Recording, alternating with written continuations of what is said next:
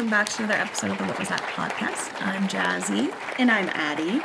We're on our third episode of the Halloween season, and we decided to take a twist and turn in a direction that we haven't headed before. Ooh, like twists and turns like a roller coaster? Exactly. As we know, amusement parks are made for amusement. But what happens when screams of adrenaline and fun turn into screams of terror? Let's take a trip to Fright Fest. I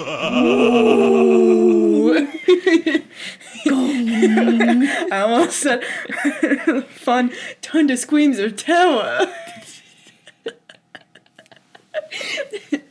Princess, why are you screaming? This is supposed to be fun, Princess. I didn't take you to be scared. Only a little bit, because I did want you to jump into my big honking arms. I'm so strong and brave. You don't need to be scared, Princess. And let me know if my neck beard tickles your head a little bit. Tickle, tickle. Let me hold you in my big comfort man arms. The miladification of us. By the end of this, we're literally just wearing fedoras and we have neck beards. Story 1. That abandoned amusement park in West Virginia that's straight up cursed. There's this place in West Virginia called Lake Shawnee Amusement Park, and it's got one of the creepiest backstories I've ever heard. It's been abandoned since the 80s, but people still talk about the weird stuff that happens there. The land it sits on has a violent past. Back in 1785, a settler named Mitchell Clay lost 3 of his kids, 2 were killed by Native Americans, and the 3rd was captured and burned at the stake. Clay and some others retaliated by killing several Native Americans. So yeah, not exactly peaceful ground to build on. Fast forward to 1926, when a guy named Conley? Mm-hmm. Conley Snitto. That sounds real. Decided to open an amusement park there. It had all the usual stuff. A Ferris wheel, a swing ride, even a swimming pool. But accidents started piling up. 2 kids drowned in the pool, and in 1966, a little girl died on the swing ride after a delivery truck backed into it. The park shut down in 1967 after failing a health inspection. In the 80s, a former employee named Gaylord White bought the land and tried to reopen the park. But just after 1 season, it closed again. Insurance costs were too high. Then things got even weirder. White's crew started digging for a new attraction and found Native American artifacts and human remains. Archaeologists eventually uncovered 13 skeletons, mostly kids. Now, people say the place is haunted. Visitors report hearing children's laughter when no one's around, and some have seen apparitions near old rides. The swing ride where the girl died is still standing, rusted and motionless, but some swear they've seen it move on its own. The park's been featured in a bunch of ghost hunting shows. They all say the same thing. Something's not right about that place. If you're into haunted spots, Lake Shawnee is open for guided tours during the Halloween season. Just don't take anything from the site. People who've pocketed souvenirs have reported bad luck until they return them. The creepiest part? Some say the spirits of those buried have never left. It isn't even the scariest one on Hauntopedia, and that says a lot. Hauntopedia, what's that? I don't know, but that sounds fun. It's like Wikipedia for spooky. For spooky. Okay. Spooky. That is spooky. I do not like big swing rides because I do think about, like, what if one of the seats just kind of fell off and you're like, bye. Yeah, that's the end of that. Yeah. Like, kind of thing. But a lot of mistakes happen on swing rides, believe it or not. Mm-hmm. Like, I feel like every time I hear anything about an amusement park, like something messing up, it's 8 out of 10 times a swing ride. Yeah. And I know at the amusement park I worked at here, the swing ride that would go up very, very high in the sky would get stuck all the time. That sounds awful. All the time. Yeah. So imagine you're in a little swing ride and you are in a chair dangling from chains. Yeah. No. 200 feet off the ground. No. Or however tall they are. I feel like it's like 200 feet, right? Yeah. I don't know. It's like 15 stories or something. Really high. Yeah, too goddamn high. To be up in the sky, dangling in a little chair. Your feet are just... Yeah. No. Yeah. I'd have a heart attack, which is why I, like, don't go on them. Yeah, they give me the heebie-jeebies. Because, like, even a ski lift gives me the heebie-jeebies. And that's a little more predictable to me. Because it goes at, like, the same speed. Yeah. Right? The whole time. A little more consistent. Instead of going, like... Yeah. Also, I've never actually been on a swing ride because they scare me. Yeah. I have been on... At the Six Flags in Texas, they have a swing ride, and it's called, like, the shotgun, the revolver, something like that. Like, you know, Yeehaw. Texas, always gun themed. Yeah. But it's short. It doesn't take you off the ground at all. Like, you're not, like, getting lifted into the sky. You are, it starts going, and it, like, lowers the floor a little bit, so that way you're not, like, gonna drag on the floor. Yeah. But it lowers the floor a little bit, and then you just, like, spin, and you're still at ground level. Yeah. So you're not going up. And I loved that ride as a kid. As an adult, with self-preservation skills, I'm like, I still wouldn't go on it. No. Because, again, it snaps off, and you... Yeah. I get really nauseous. Yeah, I do spinny too. things. So Yeah. it's just, it was never like a merry-go-round. You could fuck up my day with a merry-go-round. I just think, every time I think of merry-go-rounds, I just think of Cassie off of Euphoria. I'll never look at a merry-go-round the same way again. Really weird of her to do. You know... Objectively, if you're, like, standing at... Like, I get how it happened. Yeah, I was like, she was on... drugs. She was on drugs. Yeah, so she's like not really. She didn't mean to do it. Still weird. If as a bystander, I'd be like, "Is Hey. she fucking the horse?" Yeah. Does anybody else see that? Anybody else? She's like, yeah. And you know what? Like, You like turn around to your friends. You're like, are you guys seeing that? did she just? It's like, Jeffrey, we're actually not going to go on that. We're going to go on another ride. Do you think they extra sanitize that afterwards? Not enough. And, like, I know it was... If I did that and my sister put it in a play, I would be fighting my sister. Oh, yeah. I'd never talk to my sister ever again. No. Ever again. I'd be like, hey, that was really traumatizing for me after the fact. I was on drugs, so I know. Yeah. But, now, did I laugh when it happened in the show? Absolutely. yeah, because it's not happening to you, you know? I do forget that theme parks were a thing that long ago. To me, I feel like theme parks were, like, a more recent venture. Like, 1950s, 1960s, and on. Not 1920s. Oh, yeah. So, like the book we read. Yeah, but that's not a theme park. That's a circus. It's a carnival. Yeah. So they're not like... Did they have rides in there? They didn't go on any of the rides. They were too busy trying not to be murdered. Yeah. So a little distracted. And I feel like they had, like... I know they had a carousel. Mm-hmm. But that could have been, like, a newer... attraction, you know, that they added. But most of the time it's like circus performers and stuff like that. So not so much. Less amusement. Yeah. Well, you still get amusement, amused, but you no rides. Yeah. No themes for the park. Yeah. Besides circus. I do like a more like permanent establishment amusement park. Yeah, Like I'm the not traveling. No, you will never ever. I mean, I don't go to amusement parks anyway anymore because of how much I've learned about them over my jobs. But fairs, like little traveling fairs, state fairs, county fairs, you will not ever catch me on a ride. Yeah. Ever.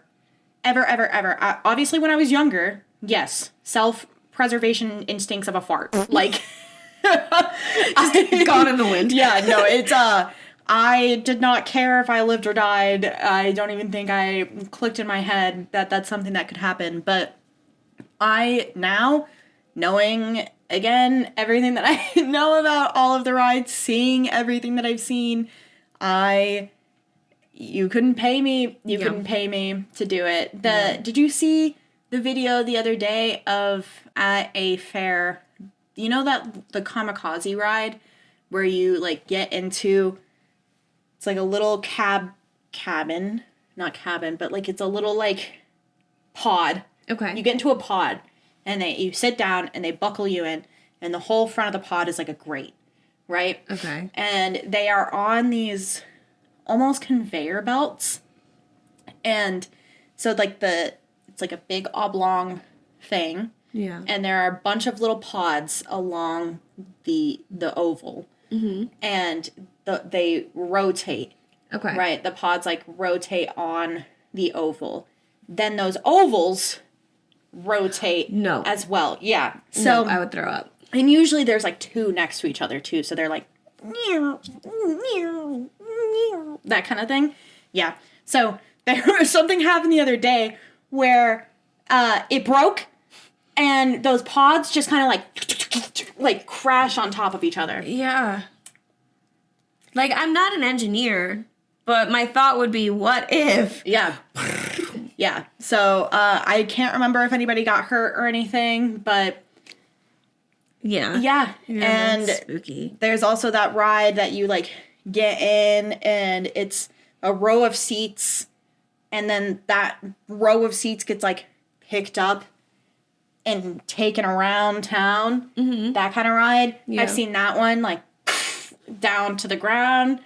People got real hard on that one. Do you imagine how bad your tailbone would hurt? Oof. Imagine if you still how bad your legs would hurt. Yeah. Your legs were dangling. Legs gone. Yeah. There's also the ride, the big UFO spinny thing. Yeah, I that don't one's like messed those, up. Yeah. There's lots that can go wrong. Yeah. I love an established parks roller coaster, which I know that's sketchy too. But yeah, I like a roller coaster more than like something that's just gonna spin me around in circles. Yeah. And make me want to throw up. Yeah. I'm not gonna trust anything that they set up within a day or two. Right. Yeah. Like, yeah, it needs to be there all the time. With an established maintenance worker that's constantly checking on said ride. Yeah. This does remind me of the amusement park that's here, not the one that I worked at, but the other one. Yeah. When I first moved here, I thought that place was abandoned. That's fair. So run down. Yeah. I didn't know it was open until like... Yeah. I was literally driving by it and I was like, oh, that would be really cool to like walk around there because it looks so spooky. Yeah. Like it looks so run down and so beat to shit. Like it looks like nobody's touched this park in 30 years. Yeah. Like it looks like it's stuck in time. Yeah. And I was like, that's so cool. I would love to go like allegedly break in and and walk around. Like it'd be a really cool place to urban explore essentially. And the season started at the other theme park, and then I started seeing signs that were like amusement park hiring now, like for the 2021 season. Yeah. And I was like, huh? It's open? The place operates? Yeah. It is rickety looking. I wouldn't want to go on any of the rides. No. They have that adult night where all you can drink. Mm-hmm. I'm like, that's probably the only way you could get me on a ride there is if I'm absolutely obliterated.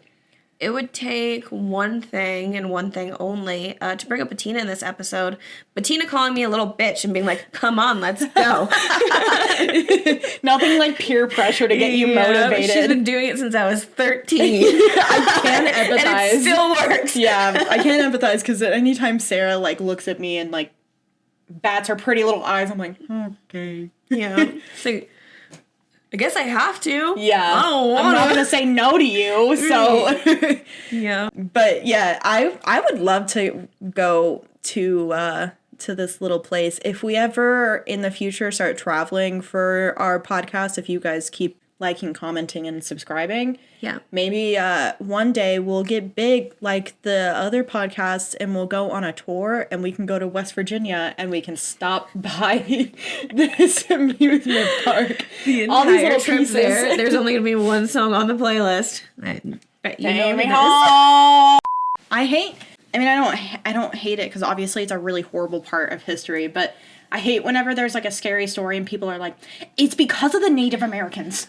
Yeah. I'm like, how did we get to, like, what happened before that? How did we get to there? Have you considered that? Yeah, they're always like, it's a Native American Indian, or like burial ground. I'm like, why is it always the start? Why is that like the pick for you guys? Yeah, it's like you realize there's things that happened like before that, right? Yeah, that like happened that like might have irritated or made people retaliate in a way because they felt like their like livelihoods and their families and their homes were at stake or anything like that. Yeah. Crazy. Yeah.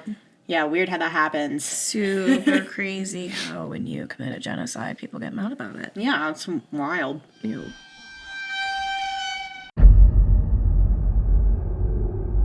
Story 2. Terrifying experience sneaking into Playland amusement park at 1 a.m. When 2 of my friends and I were juniors at SUNY Purchase College back in 2018, we decided to sneak into Playland Park in Rye, New York.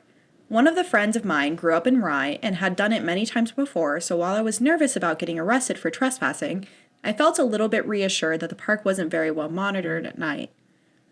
At around 1 a.m., we drove and parked our car next to a large fence and attempted to scale it. It was rather difficult and required us to step on each other's hands to get over, which gave me intense anxiety about how we were planning to get all 3 of us back over the fence on the way out. After both of my friends got over the fence, I attempted to chicken out and wait in the car, but finally decided to join, and after several minutes of struggling, I made it over the fence on my own, and we began walking while lighting up a joint. It was pitch black at this point, and almost all the lights in the park were off. We approached the water flume ride, which went up about 100 to 150 feet, and then dropped into a steep slope.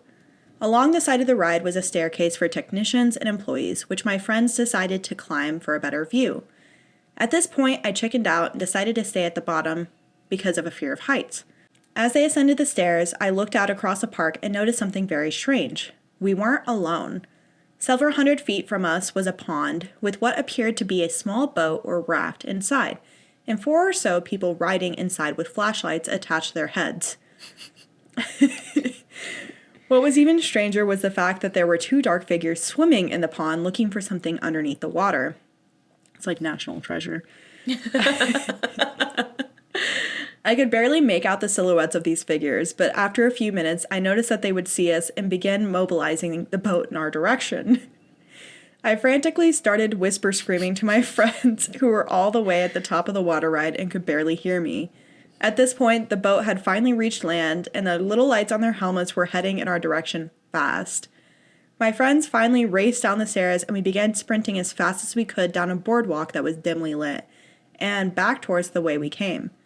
As we sprinted down the long, straight boardwalk, I realized that we were completely visible and started to accept the reality of being caught/arrested. We somehow rounded a corner, got back to the fence, and climbed over safely, hopping into our car and dipping immediately. I couldn't believe that we didn't get caught, as the figures chasing us were no more than a few hundred feet away when they spotted us. Still to this day, I wonder why the hell there were people swimming around in a pond at an amusement park at 1:30 a.m. My friend told me that kids had drowned in that pond before, making me wonder if they were searching for a body. I googled any article I could find, but to no avail. Me and my 2 friends are still totally puzzled by this experience and can't think of a very logical explanation. Just thinking about it now gives me chills. You want to know what I think it was? A bunch of goofy friends going to an amusement park at like 1 a.m. They got their little raft, they got their headlamps on, and someone just like dropped their phone or some shit. Mm-hmm. And like Chet and Brett are like, oh yeah, don't worry, I'll just like swim down and get it for you, babe. And then they see someone there and they're like, oh, let's go talk to those guys. Maybe they can help us or something. Yeah. Or they thought the same thing. They were like, oh, there are people here and they can see us. Yeah. And we need to get to shore because right now we're in the middle of a pond out in the open like sitting ducks. Yeah. And we need to get out of here too. Yeah. And that's probably why they didn't run into each other, because they probably went in complete different directions. They're like, okay, I see them running that way. We need to go this way. Yeah. I did see, so there's a couple comments that like do make sense. Somebody said it sounds like a rescue team was training for a nighttime underwater search and rescue recovery. Yeah. That could be it. Somebody else said, what a great way to hide something. The bottom of a pond and in an unused amusement park with no nighttime monitoring. If it were the cops, they probably would have lit the place up to search for the body. But that would be something. I don't know. That is interesting that we're in an amusement park that didn't have any security, because every amusement park I've ever worked at has like, oh, I can't even say that. No, I was like, they have really decent security. Like, if you walk through, they have like motion sensors and lights and stuff that if you like walk through a certain area, like that whole area gets lit up. And then like the security guards who are there overnight are like, hey, all those lights are lit up. Like, we should go over there. You teenagers, get out of here. Yeah, and there are some amusement parks I've worked at that even have, like, full alarms the second it senses motion, you know, in certain areas. But, like, the one that I worked at here, like I told you, I think I told you on the podcast before about a woman broke into this park, climbed to the top of the observation tower, and then jumped off said observation tower. And she was not, there was, like, they're like, I don't know how she got in or how she got all the way over there. And it's like, interesting. So, obviously it's not that well surveilled. There are holes. Clearly. Yeah, somebody needs to take a walk through the park at night and figure out where these holes are, because otherwise people can get in and do stuff. Yeah. So.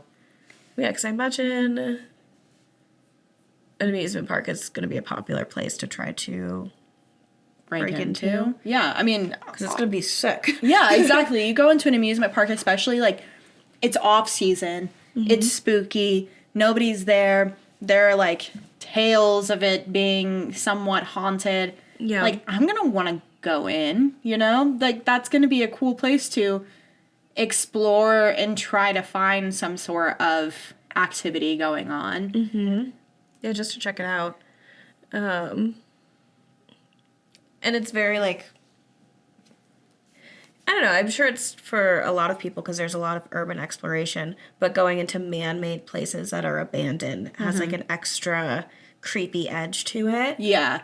Like, yeah, you can, like, explore the woods and stuff, but there's something different about, like, somebody setting the intention to build something and then just abandon it all. Yeah. And I think that's, like, part of the scariest part. Like, all the ghost towns that there are in Colorado, like, it's really eerie going to these places and being like, why did they build all of this? Right. Just to leave. Right. Like, they spent years and years and years setting up these homes, setting up these businesses. Yeah. And then in a blink of an eye, they're gone. And nobody can really figure out why they're gone. Yeah. Like, there's a little ghost town that we went to when we went camping last year in the fall. And it's like, it's a pretty good hike away from a lot of stuff. Like, the only way to get to it is, because there's no road that goes into it, you have to hike all the way around a lake to get to it. I know where you're talking about. Yeah. I wanted to go there. Is it cool? It's very cool. Okay. Where you, like, take a boat across the lake to get to it. But, yeah, you get out there, and it's these, like, they're pretty decent-sized houses, right? Like, one of the houses we went into, it was, like, fully built. There were bedrooms, there was a living room, there was a fireplace, there was a place that you could tell, like, it was a bathroom. I mean, it's, like, before they had flushing toilets, it's just a room with a hole in a... Yeah, but it's a room inside the house. It's not like an outhouse, you know? Very rich people. Yeah, and it's, like, it had, like, a third story that was, like, this, like, boxed-in glass room where you can just, like, look out at everything. But it's these buildings that these people spent so much time taking care of and building, and there weren't that many. I mean, there's, like, 10 buildings total, I feel like. But they just left. Like, they were, like... There's no point in living on this side of the lake, like, kind of thing. We're done. Yeah, and that's always so weird to go to these towns that are completely abandoned. And I mean, some have reasons, right? So you have the town that's in Pennsylvania that has that, like, basically active... Yeah. It's a volcano, right? It's or something something that's coming out of the... I think it's sulfur, like, constantly coming out of the ground. Sulfur Town. Pennsylvania. It's not called... No, they're just like... Are you talking about Philadelphia? Because it's stinky, basically. Okay, AI. Though there's, like, the abandoned town in Pennsylvania. It's on fire. It's Centralia. That's what it is. Yeah, so it's a abandoned coal town, and, like, basically all underneath is, like, on fire. But yes, it's smoke and sulfuric gases are constantly, like, coming out from underground. Yeah. So, like, that one makes sense to leave, right? Because, like, it's not habitable. Yeah, that fire in the coal mine that's causing this started in 1962. My mom's entire lifespan, this fire has been going on. Yeah. That is insane. It's where they based like a turkey. They based Silent Hill off of this town. Because of how spooky it is, because it's constantly, like, foggy because of all the smoke and the gases that are coming up. Interesting. I didn't know that. Yeah, so that's where Silent Hill's based on. So never going there. Got it. Unless we get more likes, comments, and subscribers. We go there for a little urban exploring. Do we need a hazmat suit? I don't think so. I mean, we need something for our asthma. Yeah, we need a little mask. Last night when we were going into the haunted house, there was a guy who was about to go in the lane next to us, and he had his shirt over his nose because the fog machines are going off right next to the entrance. And the guy letting people in are was like, are you okay? And he was like, I have really bad asthma. And the guy looked at him and goes, well, you probably shouldn't go in then. No. And the guy was like, oh, no, I'll be fine. And just, like, had his shirt there. And we walked in, and, like, the third room is just a room full of smoke and, like, a green laser. And Quentin, like, leans in my ear, and he goes, you probably shouldn't go in then. I thought that was really funny. Because he's so right. I was like, bro. Like, you should not go in there. This whole place is filled with fog. That's what a haunted house is. Yep. Not to mention, if you went on any other night that wasn't tonight, it would also be really dusty because you're walking through a cornfield. Mm-hmm. So, yeah, dumb. But I just imagine he, like, falls over. And someone walks by, is like, this haunted house is, like, really good. They're really realistic here. They really commit. I love this place. And he's like... But, yeah, anyways, going back to the story. What were we talking about? There definitely was probably another group of people just exploring, toying about. I mean, it would be kind of fun to go out. You, like, you have a little boat, and you're like, let's go explore. Yeah, because they came prepared. They have their headlamps on. Yeah. And that also made me think of Phasmophobia. Yeah. Like, you, like, look in the distance and you just see, like, a bunch of heads turn, but the only reason you see it because the flashlight on their head turns. Yeah. You're like, oh, shit, there are people over there. Yeah. But I don't know why somebody's initial reaction if they go into an amusement park in the middle of the night would be to go to the top of a flume ride. Yeah. Okay, flume. It would not probably be. I guess you could see like an eagle eye view of the park, so I get it in that aspect. And it's not as tall as a roller coaster, so I guess that would like also you don't make sense. Go all the way up. Yeah. I probably would have been OP because I'm not very good at climbing over fences. But I don't like heights that much, so I'm a bit of a weenie. Yeah, I'm the same way. One time I cut my shin in like a 4-inch gash trying to climb over a fence. Yeah. So now I'm like, I don't really want to climb over another fence. I have no business doing it. No, I'm not like an athlete. flailing about. Somebody help me! Yeah. Well, I wasn't even trying to climb over a fence. I was climbing over bars at this like little like. It's a fun park, so they've got like putt-putt and like tiny go-karts. And I was in line for the go-karts and no one else was there.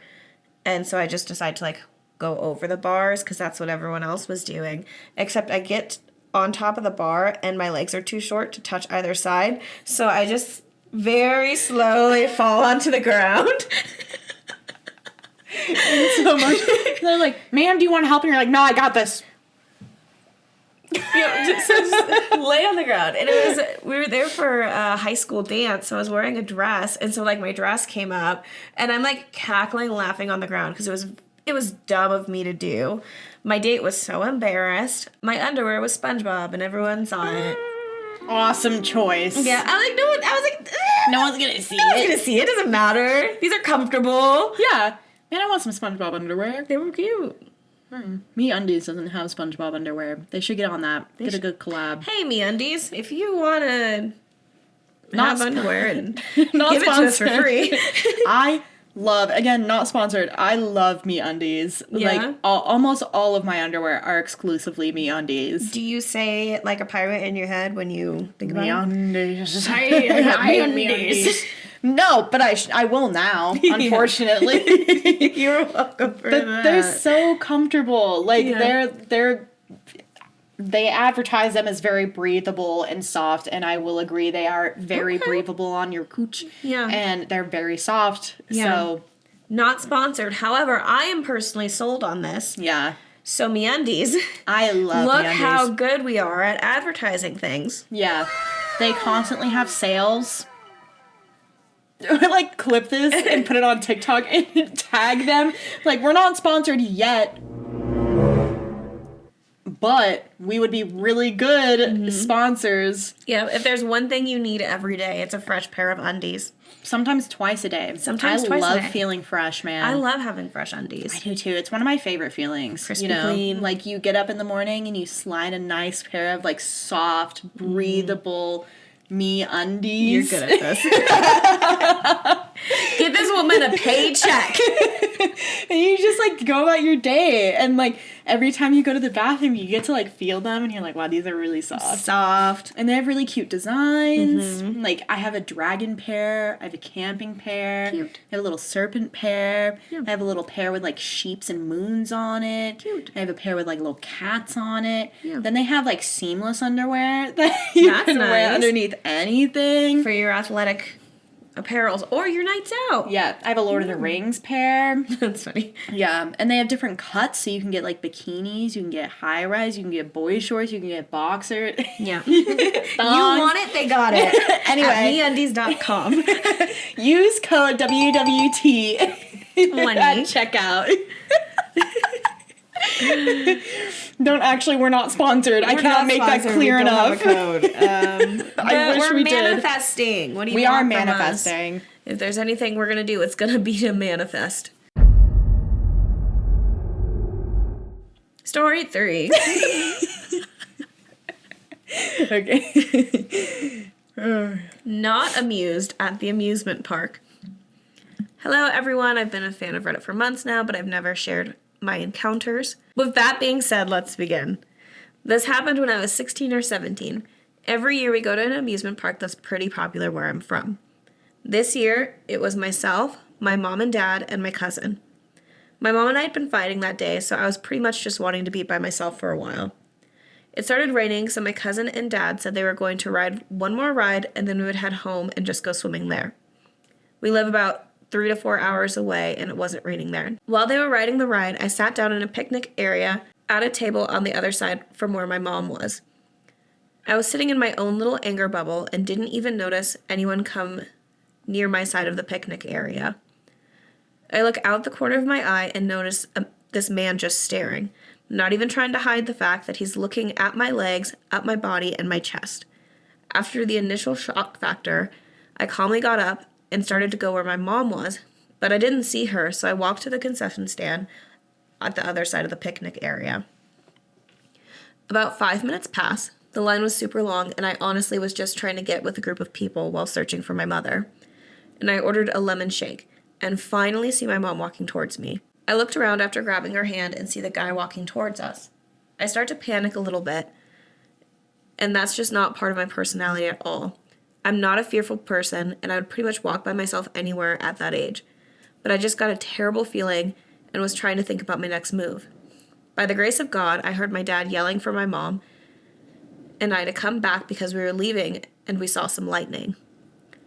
My dad scared him off because the man looked at my dad and then looked back at me and then went back to the picnic area. I ran to my dad and grabbed his hand so tight that he told me to loosen the grip because I was hurting him. My dad's huge. He's a 265 solid muscle. We always played the game where we would squeeze our fingers as hard as we could against the other one's finger to hurt them, and my dad never got hurt by me once. So if he said I was hurting him, then I was squeezing tight. After we got to the car, I told him what happened, and my cousin and my dad wanted to go back, but I said no, let's just go. I thought I saw him in a car as we were pulling out and follow us a little ways down the street. We were coming up to a stoplight that was turning yellow, and my dad took it, and this was close to being considered running a red light. As I looked back, I saw that the car didn't take it, so I was either paranoid that the guy was following us, but didn't feel like running a red light. For a few months, I didn't really want to go anywhere alone and had nightmares of the guy catching me alone somewhere. I've never been a drama queen, and I hope it doesn't seem like I am one or I'm a chicken, but I have strong gut feelings, and I knew the guy wasn't just wanting to chat about the weather. I hope you enjoyed the story as much as I didn't enjoy the experience. Lol. Lol. Lol. What a creep. This is a pretty, like, common tactic for creepy people at amusement parks, and it's unfortunately gotten more and more common as time has gone on, and people have caught on to the fact that they can do this. But, I mean, creepy guys will go up to girls at an amusement park and just, like, take them away because it's so crowded. Yeah. And normally you think, oh, it's, like, crowded, so people will help me.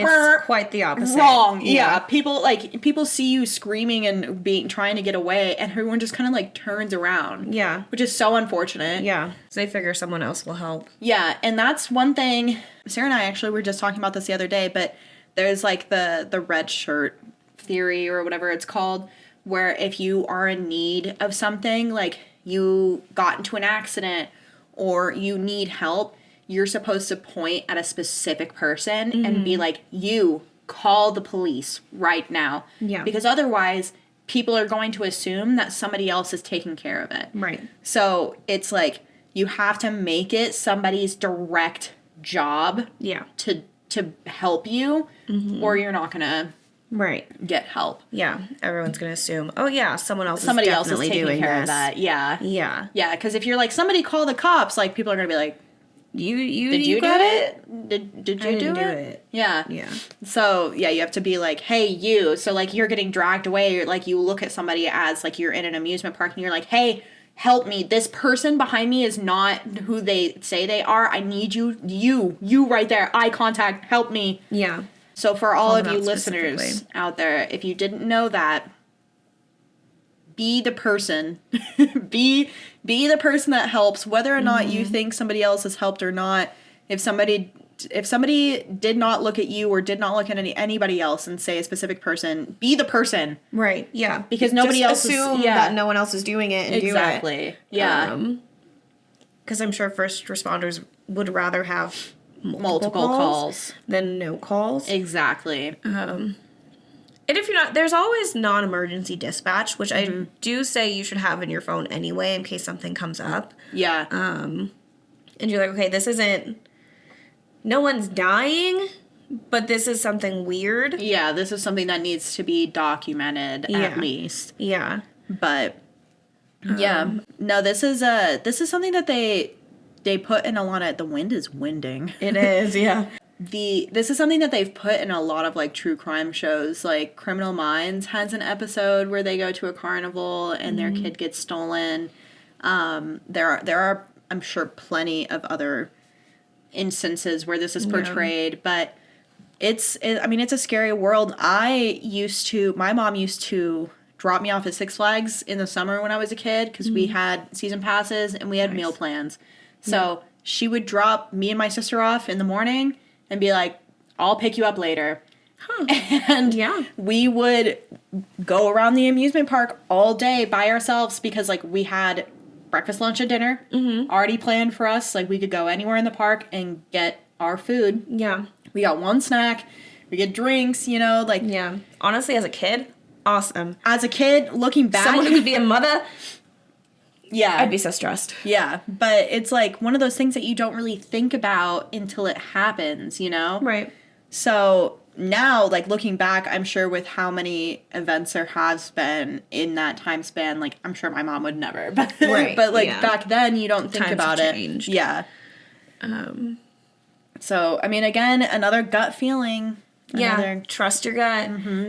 Better to trust your gut and get yourself out of there than gaslight yourself to sit and then Something happen. Because, like, no matter what, you're a teenager and this grown adult man is just, like, obviously checking you out. So, yeah, get out of there. Yeah. No matter what his, like, intentions were. Yeah. Get out And of there's there. not, like, any harm in it either. Like, okay, so what? He gets embarrassed or, like, he gets, like, flustered. Like, you don't owe him anything. Right. He's being a fucking weirdo checking you out. Like, Exactly. if you make him uncomfortable. And that's where I think part of being a woman is so hard. Sorry, male listeners. But it's always, like, performative in Right. the case of, oh, I don't want to hurt their feelings. Right. Or I don't want to cause a scene. Or I don't want to, like, make somebody else uncomfortable because who knows, maybe, like, he's not actually doing anything wrong. Like, Yeah.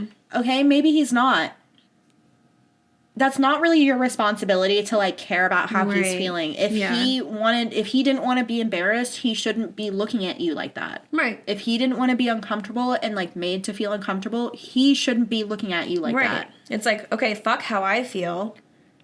I just have to swallow that so I don't make you feel uncomfortable. So I don't hurt Exactly. your feelings, Yeah. even though you're the one putting these things on me. Yeah. Yeah. And it's like that unfortunate aspect too of, like, always having to be nice because you're scared of how somebody else will react. Right. Like, there's too many stories about women saying no to a guy's advances and them getting hurt Right. because they said no. Yeah. There was a guy who was, like, punching a woman and beating her up, and there was a bunch of other guys just watching it happen. Mm-hmm. It's like, hello? Yeah. Like, you all think this is fine? Yeah, there was that story like a month ago, like that really, really sad story of that woman who was on a train. Yeah. Yeah, and Uh-huh. that guy, like, stabbed her in the neck but from behind. And, like, there's a video of it, and everyone just, like, looks. Yeah. Nobody does anything. Like, nobody runs over to check on her. Right. Like, she's, like, there's blood, like, gushing down. And, Yeah. like, there's a woman sitting right next to her, and she just gets up and walks and moves to another seat. That's insane. Like, yeah. do we not care about anyone anymore? Like, Yeah.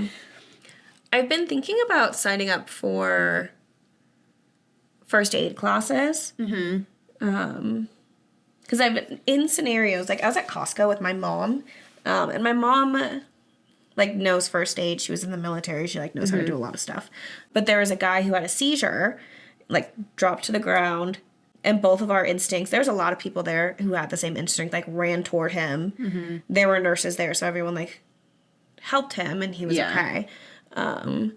But I'm like, okay, I ran towards the scenario, but I don't know what to do when I get here. yeah. So, First aid is always, like, good knowledge to have. Again, survival instincts of a fart.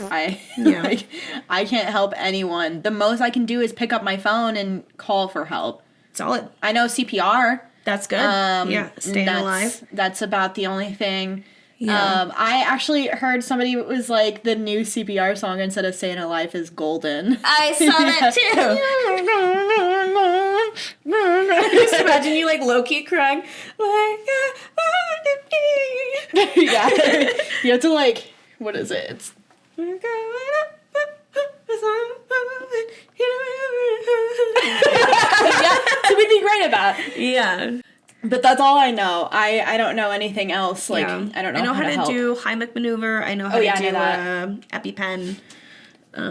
I think you stick it in their Stab the shit thigh. out of 'em, Yeah, yeah. yeah. You have to do it with force because that's the Yeah. only way to, like, get it to come out. Yeah, because there was a kid in my preschool class. He was allergic to sunflower oil and a few other things. So I had to learn how to give it. And I was so happy I never had to do it because he was, like, 3. Yeah. I was like, you have the littlest legs in the That would be so world. traumatizing. I don't want him Yeah. to do that to you, buddy. You like break his bone. My force is so much stronger than your leg. Yeah. Yeah. He had a cute little unibrow. He was so fucking cute. Yeah. Anyway. Yeah. Wow. Damn, that's like so crazy. I'm glad you made it out of there. Be the change you want to see in the world. Story 4. Story 4. The theme park I worked at. School was finally coming to a close for the year. All around the hallways were posted signs to come and work at our town's local theme park. They must have needed workers badly, as they were allowing kids as young as 15 to sign up. I had just had my 15th birthday and figured it would be cool to have my own cash for a change instead of mooching off my parents whenever I wanted to indulge my expensive gaming habit. I grew up in a small town that didn't have many people. I was told they had installed the first stop signs on our roads when I was born. Our town's theme park was built to match. It was old, and I mean it was built in the late 1800s. It had an original wooden coaster that had to be replaced with new wood every so often. They kept it around as a tourist attraction. In fact, that was the theme of the entire park. When I was younger, all the kids in our local school would take a field trip to the park. It was not just all fun and games. They had an entire section that was basically a museum. They had flown in old buildings that pioneers had actually used shortly after their trek west. Every day, they would do reenactments in the town. They had paid actors dressed up as old-time Westerners. They would strut out onto the street from an authentic old saloon and have a fake gunfight. We, as kids, were assigned to go to each building and write down facts about the time period. This section of the park would always close earlier than the part that had the rides and the game stands. For my friends and I, it was kind of a game to try to evade the security patrols at 7 p.m. when it was closing down. They would kick everyone out and search around and make sure nobody lingered. I thought it was ridiculous. I figured they must have done that because they didn't get as much money from the attraction at night and wanted to save money by shutting it down. The interview was a breeze. There was basically a line of teenagers holding blank resumes as we were told to bring one, but none of us had any real work experience. The line ended with a bored-looking 20-something who would ask us a few questions. As long as the kid didn't sound too crazy, they would rubber stamp us into a position that needed filling. Can you hold a broom? I remember being asked. We also need someone who can mop. You don't mind working late, do you? And so I was assigned the prestigious position of mopping and cleaning as a roaming position throughout the park. That meant that each day I would find out what section of the park I would be assigned to be cleaning, and it would be anywhere. This week I was assigned swing shifts, and I walked up through the employee entrance to get my assignment card in the lobby. It read 5 p.m. to close, section 4A. Ugh, I never knew where I was going or what the sections meant. I walked up to the giant map/statue thing and started scouring it. When I tracked down the location, it was the shaded part of the park. I had never worked in a shaded area before. That's when I realized it was the Westerner section. I was excited. The Westerner section had a reputation of being one of the most laid-back areas to work. The day was typical: pretend to sweep the already dusty roads when the boss was looking, and otherwise goof off. At 7 p.m., as security was rounding everyone up, my boss got a call on his walkie-talkie. I know you're new here, but I need to go help Sharon with the ice cream machine again in 4B. He then handed me some keys and pointed at one of the old buildings. Go mop up in there, scrub everything down, and lock up. With that, he briskly walked away down the road. I remember approaching the building and inspecting it. I had never been in there, or if I had, it was on the school trip and forgot about it. I was probably just trying to fill out the assignment as fast as possible at the time so I could go on the rides with my classmates. When I entered the building, I entered into a long hallway. The hallway eventually led into an old schoolhouse. It was a genuine school from the first settlers. It had only one classroom that took up the entire building. The foyer had a wooden pole fence in front that must have been used to corral kids in the classroom and keep them there. It was complete with authentic old desks that they actually used. There was old chalkboards up front as well. On top of the fence was a giant pane of glass that the park constructed to keep viewers out of the room. I thought this was semi-interesting and started cleaning. That's when I noticed that the air had suddenly dropped at least 10 to 20 degrees Fahrenheit. I could actually see my breath. That's when I looked up and noticed that glass was all fogged up in front of me. I then watched in horror as First a few at a time, then hundreds of tiny handprints etched their way onto the glass from the other side. That was enough for me. I bolted out of the building as fast as I could. Why is this stuff starting up again? Since my childhood experiences, I had written everything off to being a dumb kid and remembering things wrong. I really didn't want to lose my job, and so I gingerly locked the door to that damn building. I realized at that point that I was still clutching the mop with white knuckles. It was a good thing, too, because there was no way I was going back in there. Nothing much else happened in the park until one day I read on the card 5 p.m. to close, section 4C. It felt like the pit of my stomach was being ripped out. Should I quit now? No, I must have been imagining things last time. Don't be a wimp, I told myself. This time, I was assigned to clean the antique store. It was filled with knickknacks on various shelves that were similarly glassed off as the school was. One row of shelves had old tonics, elixirs, and various medicines. They were in the original bottles. As I cleaned, I finally got to one of the back shelves. The second I saw it, I knew this was not good. It was filled with those old-time dolls that used to be all the rage. They were all miniature girls sitting on the shelves. I'm just going to finish cleaning and get the hell out of here, I thought. That's when I noticed something peculiar about them. They were all facing away from me on the shelf. Why would you put up these horrific displays and not have the dolls facing the onlookers? I had to finish it up as it was getting late and my boss didn't like to be kept waiting. I mopped up that last section without incident. When I looked up, however, I jumped in surprise. All the dolls were now facing me, and the one the farthest to the left actually just finished swiveling her head, just as before I booked it out of there. I bet you're thinking I quit at this point. Of course I didn't. I was just thick-skulled and stubborn as any teenager. All of my friends worked here now, and some of my coworkers were cute girls that would hang out after their shifts were over. The final event at the park, and subsequently my last night working there, was when I was cleaning the old saloon. It was equipped with a bar, of course, a piano, and a dance hall. Or maybe some people just congregated in the open area. I had no idea. Behind the bar, there was an assortment of old drawers. As I dusted the top of the bar, I get a sickly, uneasy feeling. I felt something was not right. Looking down, I saw one of the drawers were ajar.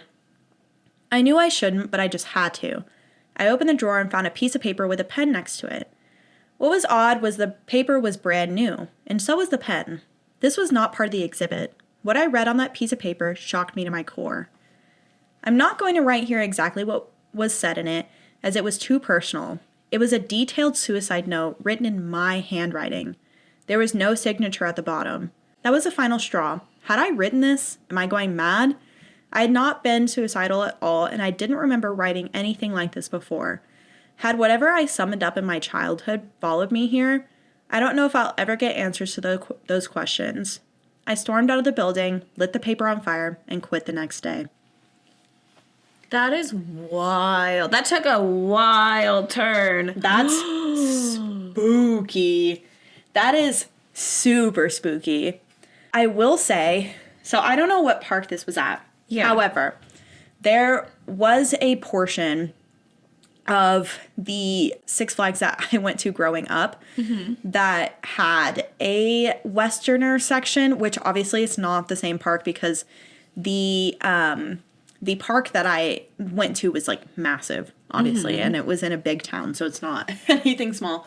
But they had a little Western town with like historical buildings, and they also would do little gun shootouts like as shows during the day. So that is really interesting and would be really spooky. I'm trying to think. There's a place, I don't remember if it was in Texas or New Mexico because I lived right on the border.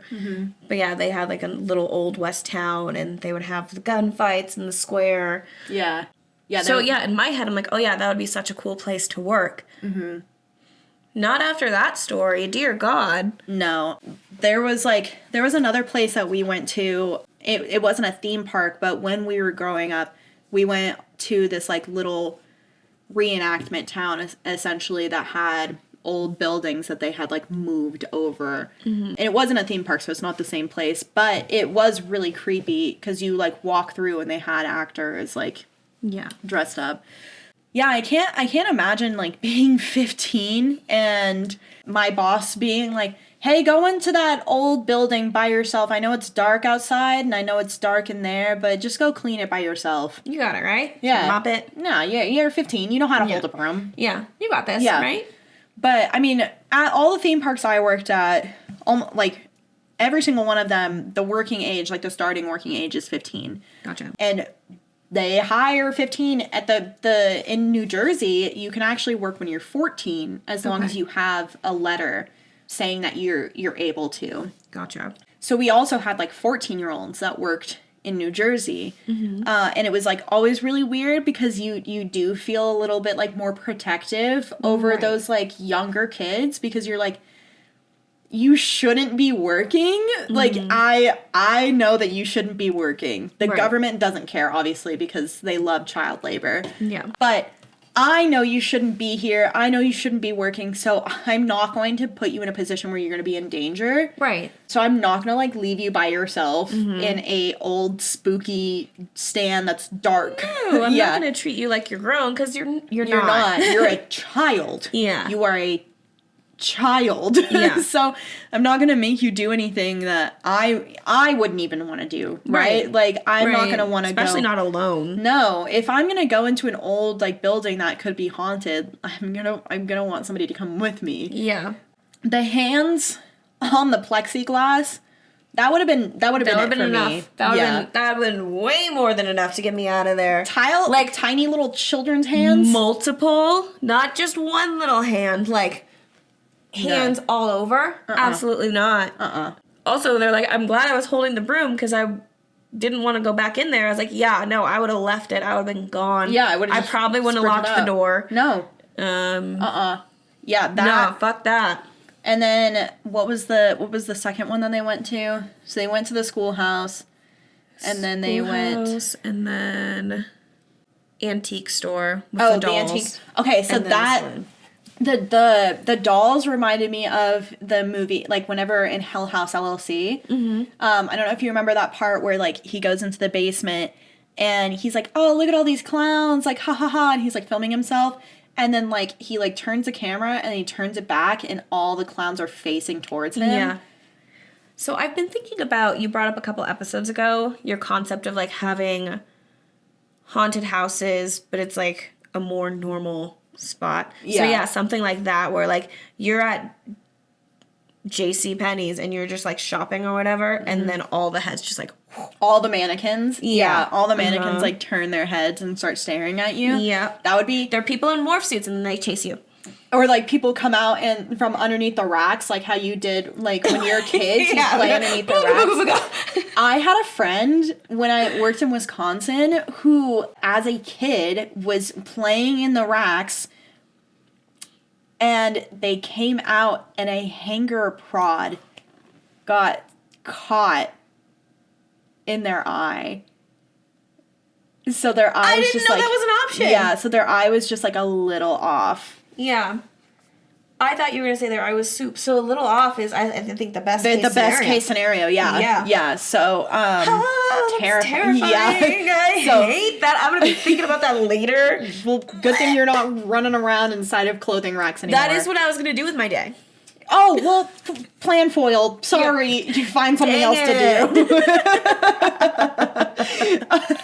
Do you imagine that's what I do in my spare time? You, like, go shopping and you're just like, hey, Jazz, what are you doing there? Yeah, like, the racks are, like, rustling, and I'm kind of scared. I'm like, oh, my God, what's in there? And you just, like, bob your head out, and you're like, hey, nice to see you. I'm going to go back in.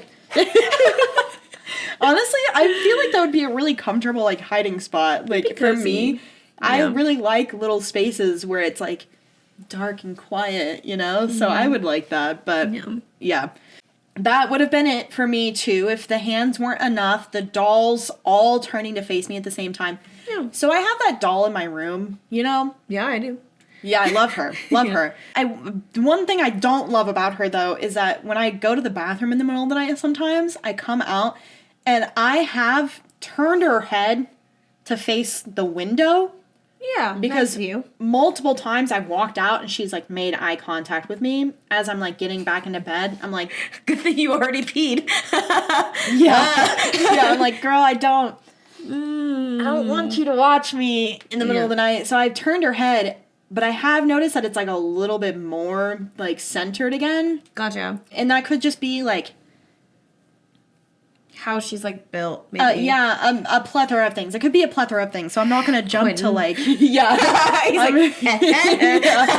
not gonna jump to like it's like haunted because I don't get that kind of like vibe from her. But maybe it's like Naja and her dolly.